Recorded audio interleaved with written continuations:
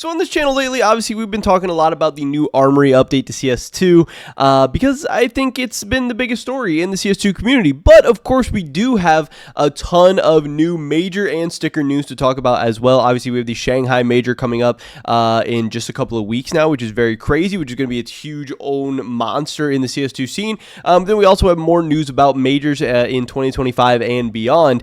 So I am Jeremy, a CS2 collector and investor and cash trader. And in this video today, I'm going to be super excited to present some of this new CS2 major sticker news and give some of my thoughts and opinions as well. But of course, first, I just want to mention my cash trading business. If you guys are looking to sell any of your CS2 items, turn them into cold hard cash or crypto or any other payment method, definitely hit me up over on Twitter. It's going to be the first link in the description below. We're buying pretty much anything and everything for the right price. You can see here, recently I picked up some Copenhagen capsules, a StatTrak AK-47 Redline, and some Moto Gloves blood pressure. So whatever you guys have, we can probably get a deal done. And of course, you're helping support me, my channel, and my content. With that being said, let's get right into this today. So we have this scoop, this story from HLTV.org, where they say sources majors to expand to 32 teams from 2025. So here's that article here. A raft of changes is coming to Counter-Strike majors and their qualifying process. So some big stuff here, a couple different things to talk about. CS2 majors are set to expand from 24 to 32 teams beginning in 2025.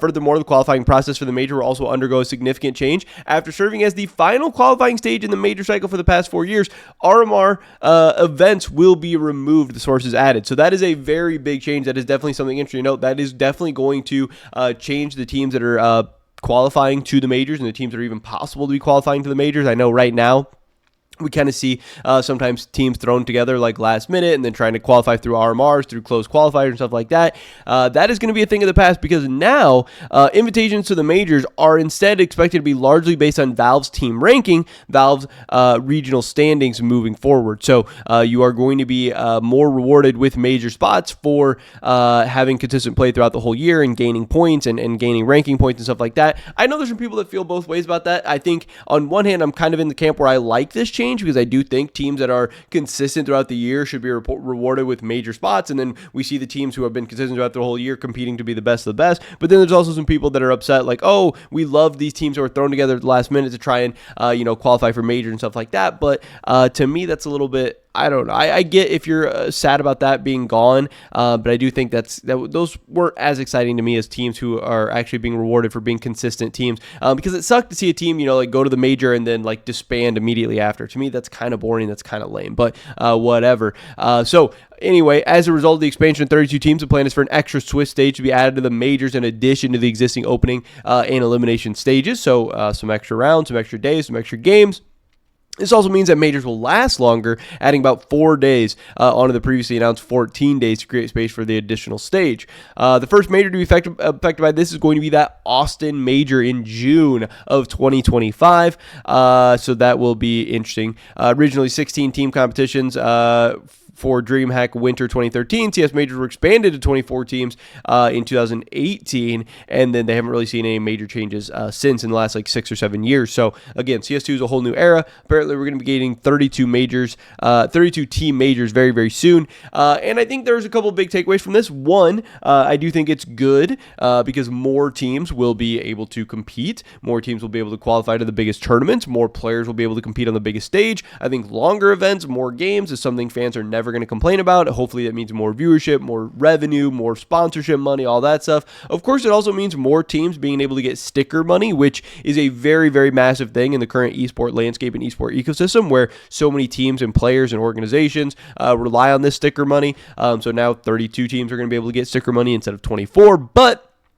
it's also interesting to note there that it does mean we'll be getting more stickers. So that's kind of the big sticker news here is we're going to be getting more stickers than ever before, more team stickers, more autograph stickers, more of everything. Also, it means, I guess, that the sticker money is going to be being divided up more ways as well. So maybe that will end up being less money per team, which I'm sure some teams won't necessarily be happy about. I mean, obviously, they could still do it in, I don't know. I guess they're going to have to go to 4 capsules, right? They're probably going to do 4 capsules, 8 teams each in it still. I don't really know, but it's going to be interesting. But I also think at the end of the day, this means more, like I said, more teams getting these stickers, which is going to mean if we keep getting borderless stickers, it's just going to mean more and more duplicates. This is increasing our chances of getting duplicate borderless stickers, which is going to further devalue borderless stickers even further. So I really do think that Valve is going to have to do something about borderless stickers, and they're going to have to do something about it very, very soon, because, man, getting even more borderless stickers pumped into the game, to me, is something I'm definitely not excited about, and I know definitely some of the fans will not be excited about. We did get some other random RMR news. We'll talk more about the stickers in a second, but wanted to show you guys this first going into the Shanghai Major. The European RMR groups have been announced for the Shanghai Major. Group A looking pretty stacked, says Osni. You can see here Navi, Vitality, Mouse, FaZe, all in Group A of this. That is pretty crazy. That is insane. You have Falcons in there as well, which is obviously going to be a strong team. Fnatic, Cloud9, Gamer Legion. They're a bunch of really, really strong teams. Obviously, they try to make these groups as even and fair as possible.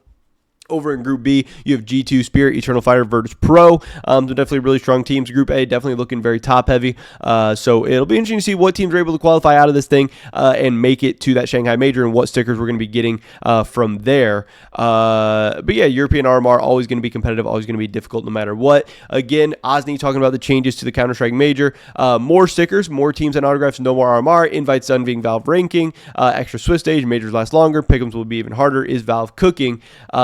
So yeah, that's going to be something interesting to watch out for there.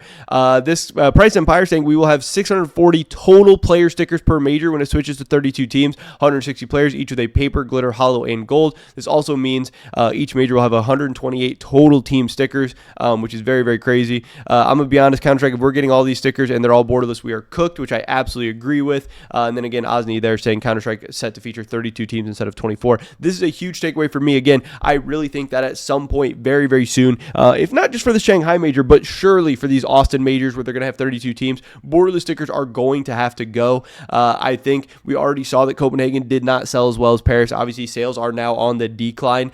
We've seen borderless sticker prices just collapsing all over the place.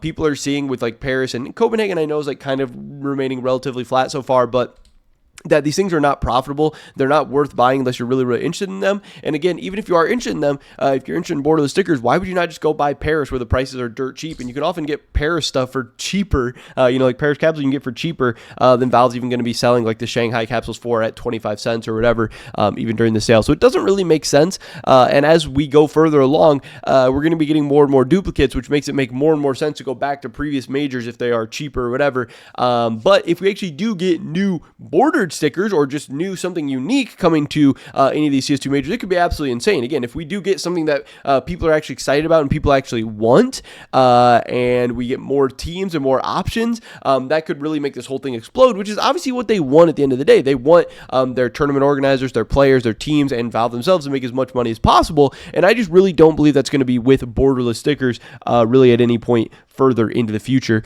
So I'm a little bit worried about what Valve is going to do with this. Again, if we're getting just a dump truck pile of new borderless stickers on us because of this change to 32 teams, that is going to be disappointing. That's going to suck, and major sticker investing is going to be even more dead than it already is. But if this is part of a change, hopefully going to some more better, more interesting, more unique stickers going forward in the future, then this could potentially be something pretty cool. And I hope, obviously, that all the teams and players make a bunch of money and that they're able to, continue their careers and continue producing the esports that we know and love. But we'll have to wait and see what happens there. But that's pretty much it for this video today, guys. Hopefully catch you in the next one. Until then, peace.